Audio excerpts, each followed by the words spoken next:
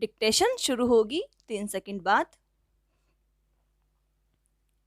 जहां बैठ के यह लेख लिख रही हूँ उसके आगे पीछे कॉमा दाएं बाएं शिरीष के अनेक पेड़ हैं स्टॉप।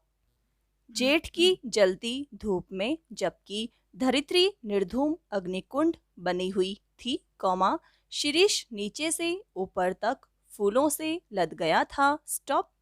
कम फूल इस प्रकार की गर्मी में फूल सकने की हिम्मत करते हैं कर्णिकार और आरगवद की बात मैं भूल नहीं रही हूँ स्टॉप। वे भी आसपास बहुत हैं लेकिन शिरीष के साथ आरगवद की तुलना नहीं की जा सकती स्टॉप। वह 20 दिन के लिए फूलता है कॉमा वसंत ऋतु के पलाश की भांति स्टॉप। कबीरदास को इस तरह 20 दिन के लिए लहक उठना पसंद नहीं था स्टॉप। यह भी क्या कि 10 दिन फूले और फिर खंकड़ के खंकड़ दिन 10 फूला फूली के खंकड़ भया पलास स्टॉप। ऐसे दोमदारों से तो भले फूल है शिरीष स्टॉप। वसंत के आगमन के साथ लहक उठता है कौमा आषाढ़ तक जो निश्चित रूप से मस्त बना रहता है स्टॉप। मन रम गया तो भरे भादों में भी निर्घात फूलता रहता है जब उमस से प्राण उबलता रहता है और लू से हृदय सूखता रहता है कौमा एकमात्र शिरीष कालजयी अवधूत की भांति जीवन की अजेयता का मंत्र प्रचार करता रहता है स्टॉप।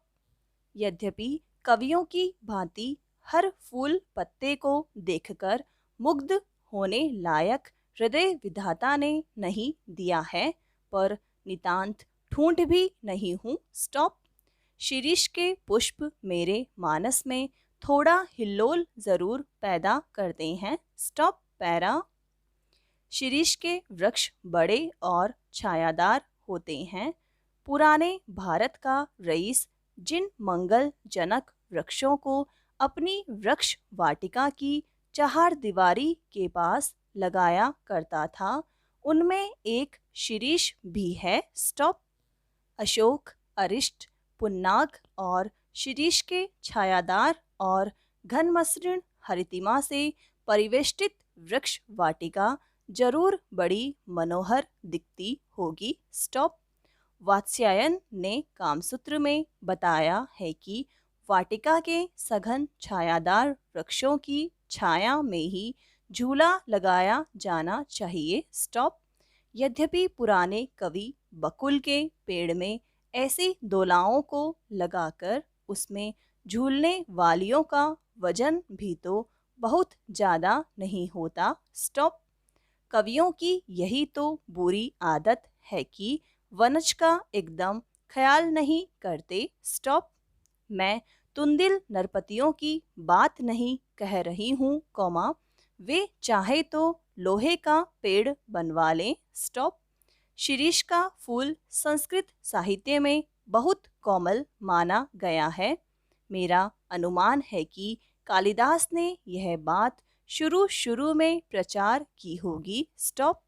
उनका इस पुष्प पर कुछ पक्षपात था मेरा भी है स्टॉप। कह गए हैं शिरीष पुष्प केवल भौरों के पदों का कोमल दबाव सहन कर सकता है कौमा पक्षियों का बिल्कुल नहीं स्टॉप। अब मैं इतने बड़े कवि की बात का विरोध कैसे करूं। सिर्फ विरोध करने की हिम्मत न होती तो भी कुछ कम बुरा नहीं था कौमा यहाँ तो इच्छा भी नहीं है स्टॉप।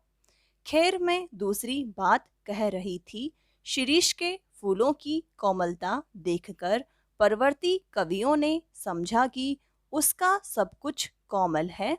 यह भूल है स्टॉप। इसके फल इतने मजबूत होते हैं कि नए फूलों के निकल आने पर भी स्थान नहीं छोड़ते स्टॉप। जब तक नए फल पत्ते मिलकर कौमा धकियाकर उन्हें बाहर नहीं कर देते तब तक वे डटे रहते हैं स्टॉप। वसंत के आगमन के समय जब सारी वनस्थली पुष्प पत्र से मरमरित होती रहती है, शिरीष के पुराने फल बुरी तरह खड़खड़ाते रहते हैं। स्टॉप। मुझे इनको देखकर उन नेताओं की बात याद आती है जो किसी प्रकार जमाने का रुख नहीं पहचानते और जब तक नई पोद के लोग उन्हें धक्का मारकर निकाल नहीं देते तब तक जमे रहते हैं। स्टॉप। मैं सोचती हूँ कि पुराने की यह अधिकार लिप्सा क्यों नहीं समय रहते सावधान हो जाती। स्टॉप। जरा और मृत्यु, ये दोनों ही जगत के अपरिचित और अति प्रामाणिक सत्य हैं। स्टॉप। तुलसीदास ने अफसोस के साथ इनकी सच्चाई पर मुहर लगाई थी। मैं शिरीष के फूलों को देखकर कहती हूँ कि क्यों नहीं फलते ही समझ लेते बाबा की झड़ना निश्चित है, सुनता कौन है। स्टॉप। महाकाल देवता सपासप कोड़े ला रहे हैं, जीर्ण और दुर्बल झड़ रहे हैं, जिनमें प्राणकण थोड़ा भी ऊर्ध्वमुखी है, वे टिक जाते हैं। स्टॉप। दुरंत प्राणधारा और सर्वव्यापक कालाग्नि का संघर्ष निरंतर चल रहा है। स्टॉप। मूर्ख समझते हैं कि जहां बने हैं वहीं देर तक बने रहें तो काल देवता की आंख बचा जाएंगे। स्टॉप। भोले हैं वे, हिलते डुलते रहो, स्थान बदलते रहो, आगे की ओर मुंह किए रहो तो कोड़े की मार से बच भी सकते हो, जमे की मरे। स्टॉप। पैरा।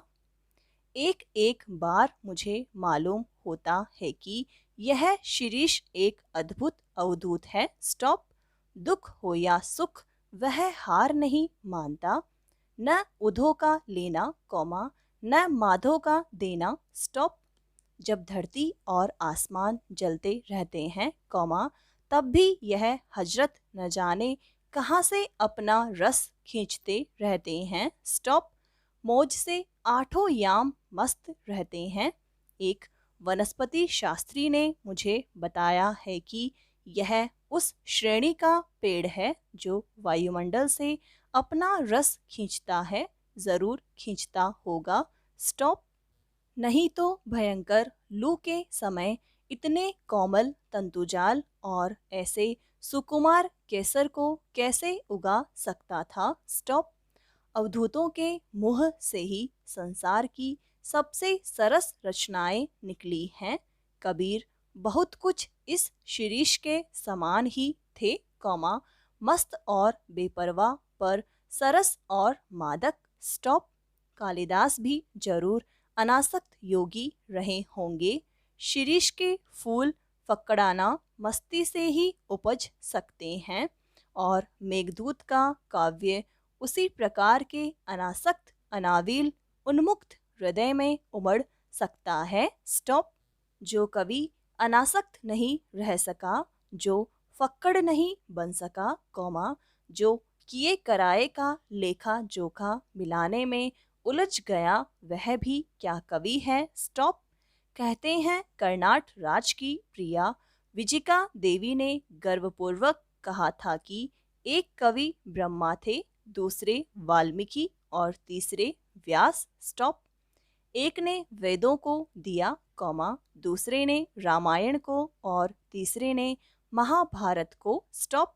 इनके अतिरिक्त और कोई यदि कवि होने का दावा करे तो मैं कर्नाट राज की प्यारी रानी उनके सिर पर अपना बायां चरण रखती हूँ। स्टॉप।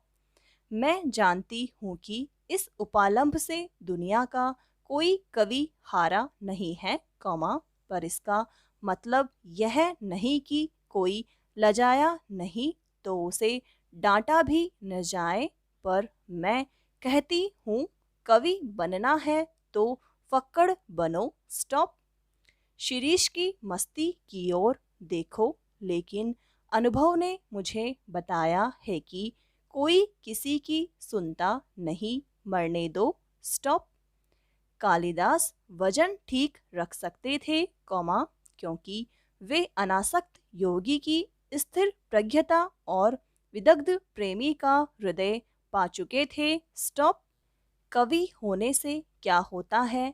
मैं भी छंद बना लेती हूँ, तुक जोड़ लेती हूँ, और कालिदास भी छंद बना लेते थे, तुक भी जोड़ ही सकते होंगे, इसलिए हम दोनों एक श्रेणी के नहीं हो सकते। स्टॉप। पुराने सहृदय ने किसी ऐसे ही दावेदार को फटकारते हुए कहा था, मैं तो मुग्ध और विस्मय विमूढ़ होकर कालिदास के एक एक श्लोक को देखकर हैरान हो जाती हूँ। स्टॉप। अब इस शिरीष के फूल का ही एक उदाहरण लीजिए। शकुंतला बहुत सुंदर थी। सुंदर क्या होने से कोई हो जाता है? स्टॉप। देखना चाहिए कि कितने सुंदर हृदय से निकली थी। विधाता की ओर से कोई कार्पण्य नहीं था, कवि की ओर से भी नहीं। स्टॉप। राजा दुष्यंत भी अच्छे भले प्रेमी थे। उन्होंने शकुंतला का एक चित्र बनाया था, लेकिन रह रहकर उनका मन खींच उठता था, कहीं न कहीं कुछ छूट गया है। स्टॉप।